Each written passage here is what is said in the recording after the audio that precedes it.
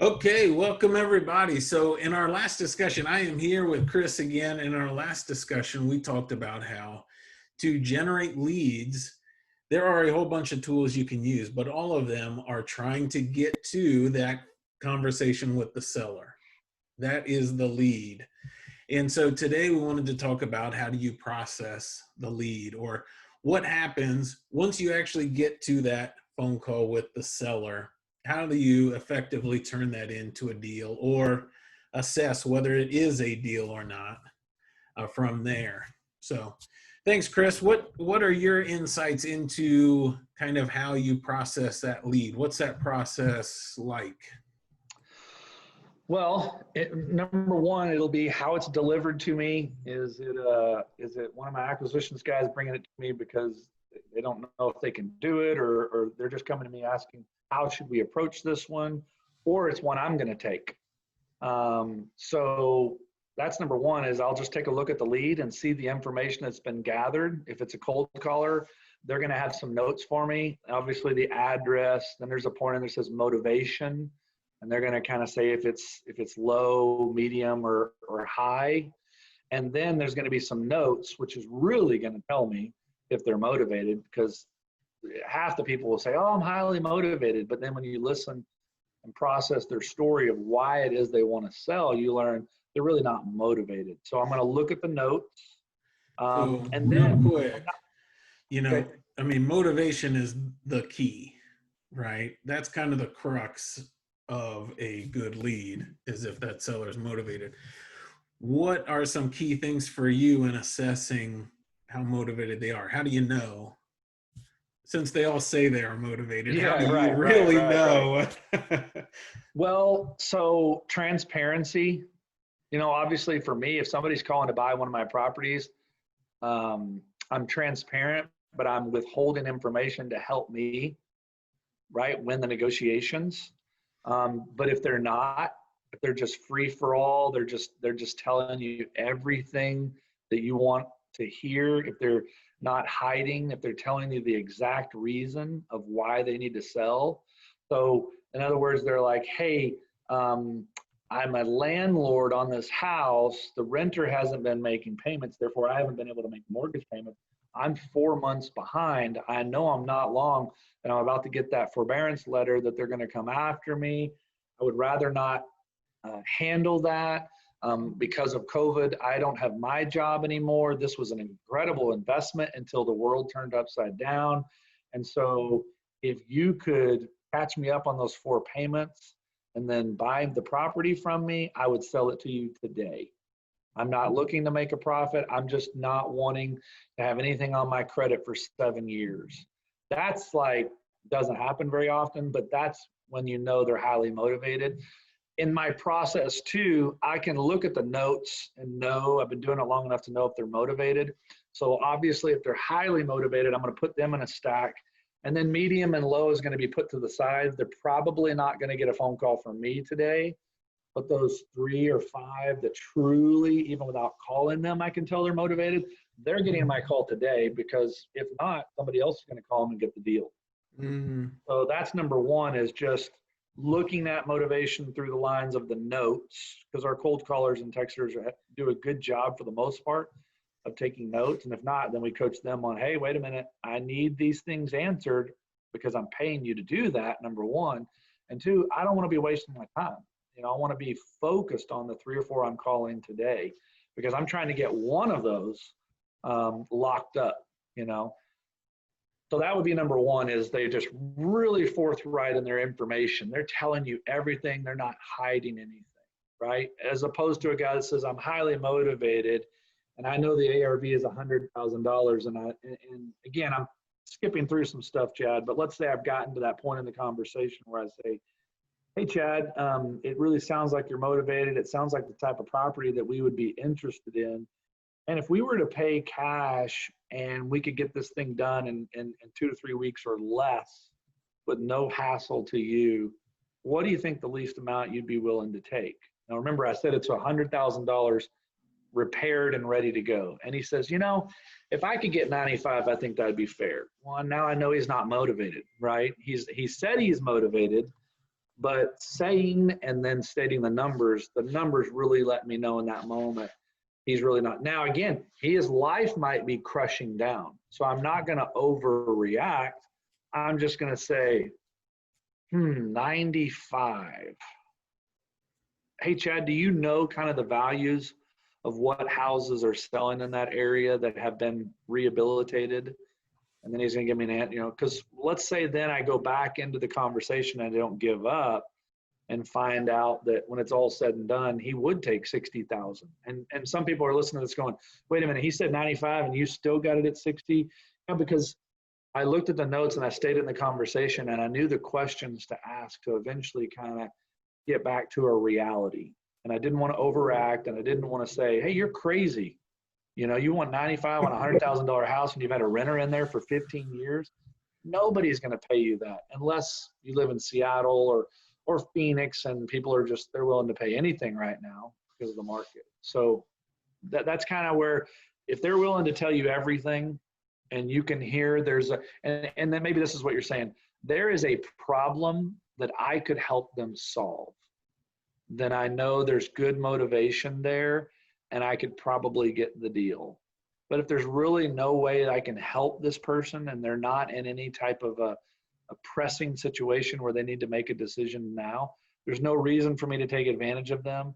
There's no reason for me to even make an offer. I just tell them, I go to, hey, what it sounds like you need is maybe a real estate agent, and try to get them to list it and go for as much money as you can possibly. And then because I don't give up, I say, and by the way, we have somebody like that on our team. Could I ask for permission to have them give you a call? Because it's not an investor deal. That's you need an agent to maximize your ask deal. And then depending on what city, I send it to that agent and they give them a call and they'll pay me something out of a marketing budget legally.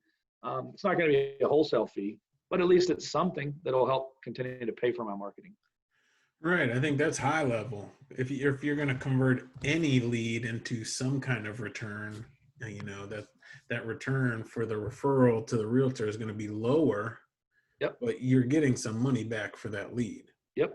So that's sharp. I think that's good high level.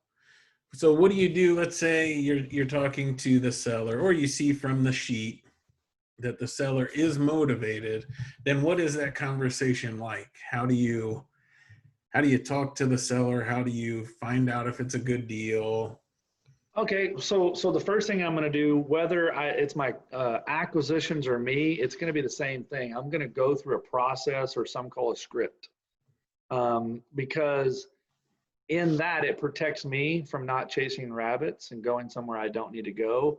Or if me and the seller want to chase a rabbit for a while because we found out we have a friend that we both know, is fine, because I know where to come back on the script. I can see where we left it.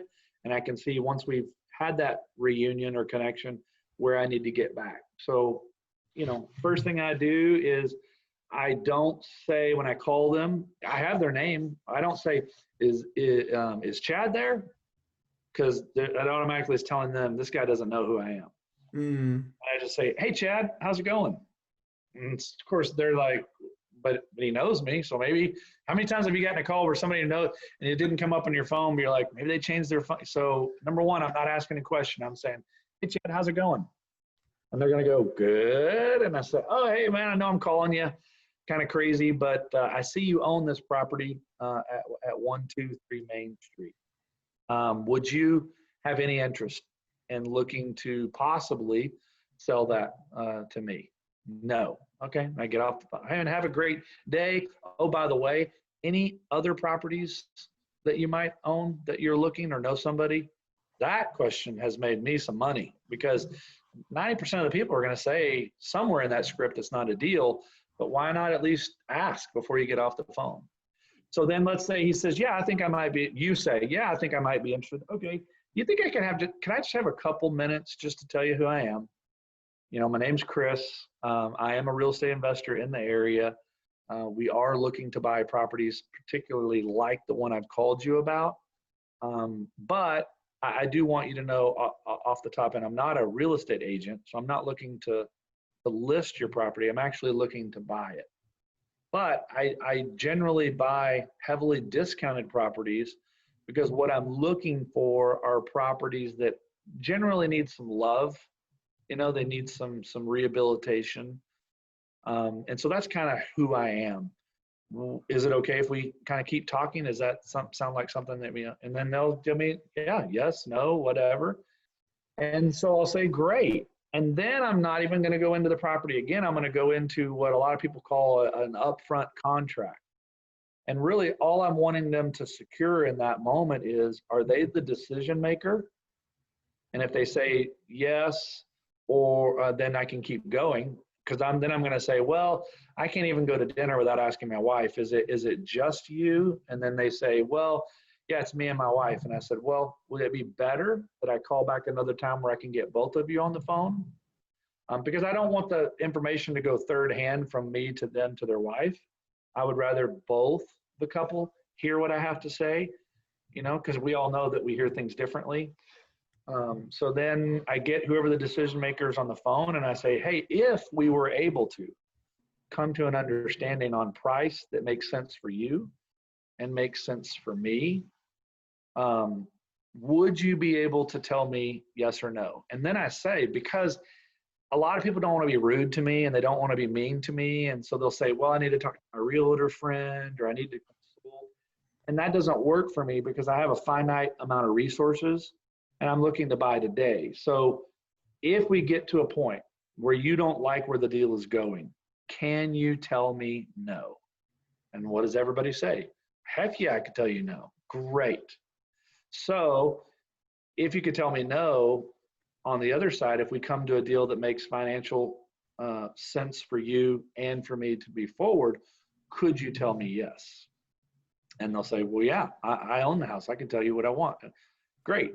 As long as you can give me a yes or a no, I'm happy. I just don't want, I don't know, or I need to talk to someone. If you did need to do that, let's do that now, and I'll make an appointment to follow up. So now what I've done is I've gotten an upfront contract so that when we get to the end, at the very end of negotiations, and they say, well, I don't know. Hey, remember, Chad, when we covered at the front that you were the one that had the power that could tell me yes or no, right? I'm bringing them back to what we agreed upon. So then after that upfront contract, then I'll finally get to, could you tell me a little bit about the property? Sure. They'll go through that, right? And then there's some more, but that's kind of how it goes. That's good. I love it. So you're introducing yourself, kind of building that connection with the seller.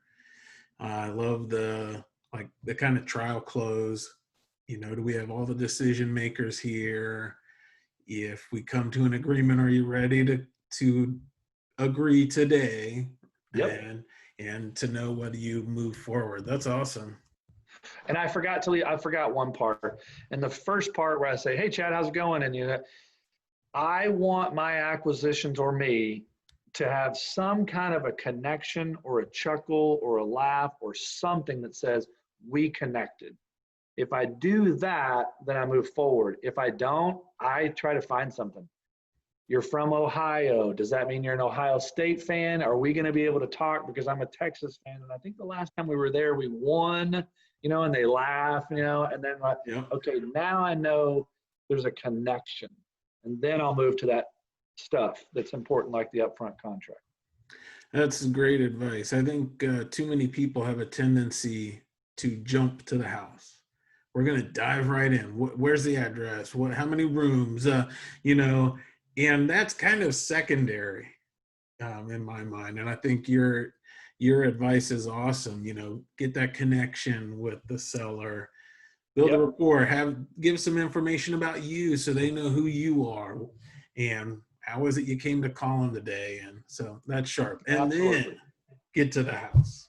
The house will come, right? But you gotta do that upfront work. Because what if it doesn't work out and it's not a good deal? They still like you and they remember that and they got your phone number, and then they go to dinner that night and someone says, man, we've got this house out of state and I need to sell.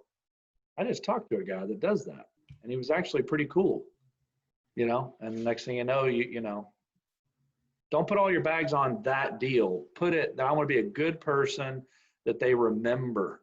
right? And they remember just enough to say, I like that guy or girl, and they tuck that away. And next thing you know, there's somebody in their neighborhood that needs to sell, and they remember you. Sure.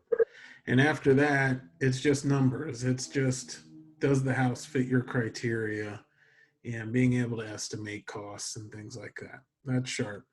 I guess one final thought I had was for, let's say the smaller scale investor who doesn't have an acquisition team, they're just doing all the interaction themselves. What would you say to them is the benefit of having a script? Or should they still have a script? Yes, I think you do. There are those few people that they're just amazing with people, but I think a script is a protection for both sides. It's keeping the conversation, it's it's starting somewhere and it's ending somewhere. And someone like me can get in a conversation and love talking to the person so much that I forget I got to bring it back to the deal. And then there's the side of you don't want to waste their time, and so you've got a certain amount of time on that phone and you don't know that person's bandwidth. So it could be going incredibly well, but they don't like being on the phone that long. So all of a sudden there's this wrench that gets thrown of it and they're getting off the phone and you feel like a failure. So the script there's spots in there where they can hop out, you can hop out, as opposed to this call could go for hours and they don't want to do that. So yeah, I think that's whether you have an operation or you're one man, you need a script, something that's proven, right? That every good salesperson has learned a script. We had a business in Atlanta. We finished number 2 in the grocery. It was called Comfort Zone. We sold a gel pack that heated up. It was just salt and water, but you click this thing and it heated up to 180 degrees. You could put it anywhere on your skin. Well, I had, those mall carts. Usually you have one college student on a cell phone. I had 16 employees around one of those carts.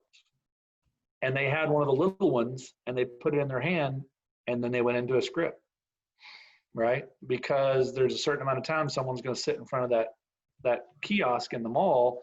They love that heat, but there's a point, right? There's a strategic script that's been written to talk through and highlight what's good about this and why they would need it. So I don't care how big or small you are, you need a skeleton or a script to get you through start, A to Z. Sure. That's good.